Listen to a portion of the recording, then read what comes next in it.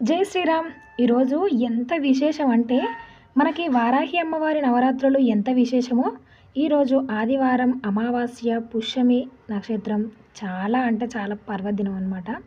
దేవీ నవరాత్రులు 9 రోజులు ఎంత విశేషంగా మనం పారాయణ చేసుకుంటామో ఈరోజు కూడా అంటే ఈరోజు ఆఖరి రోజు ఆషాఢ మాసం. ఈరోజు కూడా అంతే శ్రద్ధతోటి సాయంత్రం పూట అమ్మవారి పారాయణ చేసుకోండి.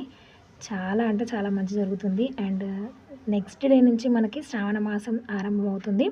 అండ్ శుక్రవారాలు మంగళవారాలు తప్పనిసరిగా అందరం మనం పారాయణ చేసుకుంటూనే ఉంటాము. అండ్ ఈరోజు చేసుకుంటే విశేషమైన ఫలితం కాబట్టి మీకు వీలుంటే సాయంత్రం 8 లోపు ఒక్కసారైనా లలితా సహస్రనామాలు పారాయణ చేసుకోండి.